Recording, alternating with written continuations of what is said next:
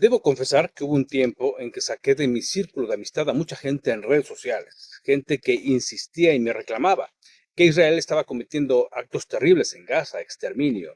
Y a pesar de que yo argumentaba con hechos, con la gente que conozco, yo mismo estuve ahí en la frontera de Gaza y les explicaba cuál era la situación, ellos preferían creer la versión que moralmente les hacía sentir mejor, porque lo veían en medios internacionales como el New York Times o El País. Increíblemente, aunque la gente ya no consuma tanto estos medios tradicionales, su peso, su credibilidad aún es fuerte y aún es muy peligrosa. ¿Qué pensarías si te dijera que el periódico más influyente del planeta tiene exactamente hasta el 21 de julio para entregar todos sus correos, chats y documentos internos o enfrentarse al peor juicio de su historia en la Corte Suprema de Nueva York? No es teoría, está pasando ahora mismo. Una coalición de bufetes de abogados en representación de los propios accionistas del New York Times acaba de lanzar un ultimátum demoledor a la directiva.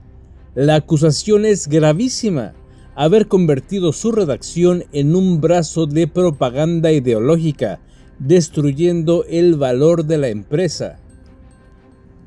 Hoy vamos a contar cómo la maquinaria del Times podría saltar por los aires. Todo comenzó en una investigación exclusiva del Washington Free Beacon. Los demandantes han ido directo a la yugular. No están atacando a la libertad de prensa, eso sería inútil en los Estados Unidos. Están usando el derecho corporativo. Le están diciendo a la junta directiva: ustedes tenían el deber fiduciario de proteger el valor de este periódico y lo han destrozado para empujar una agenda política. Esto es una bomba. Pero, ¿qué es exactamente lo que quieren ver?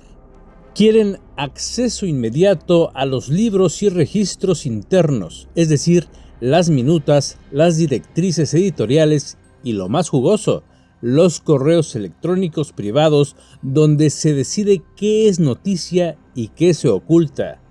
La coalición de abogados acusa al periódico de promover narrativas sesgadas de manera deliberada. Para esto existen dos puntos clave que son brutalmente polémicos. Primero, su polémica cobertura sobre el conflicto entre Israel y Hamás.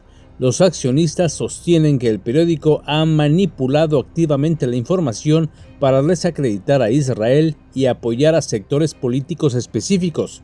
Y segundo, el escándalo interno de Graham Plattner, un colaborador del diario envuelto en acusaciones graves. Los demandantes aseguran que la investigación del Times fue un lavado de cara para proteger a los suyos por pura afinidad ideológica.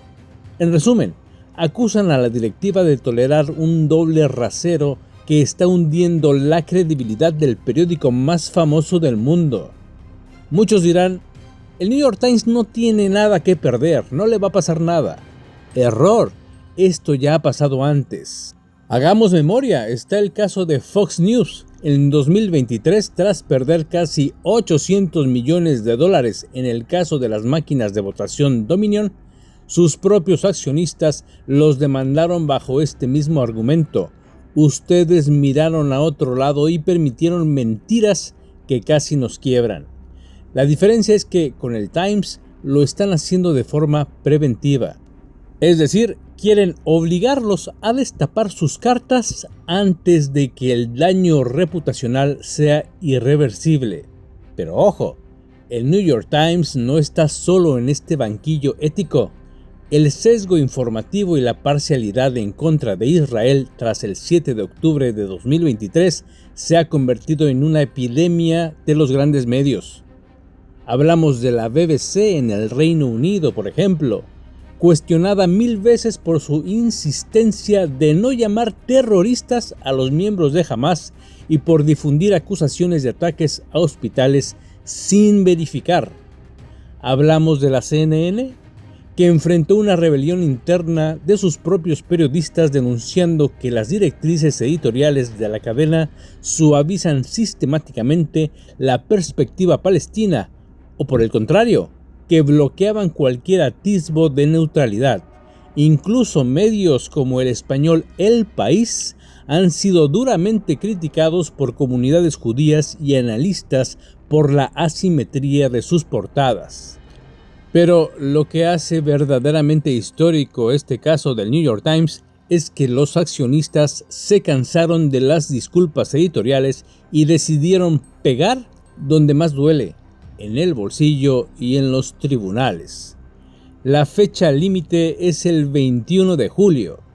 O el Times abre sus archivos y destapa la verdad de su redacción, o se enfrentará a un juicio histórico en Nueva York.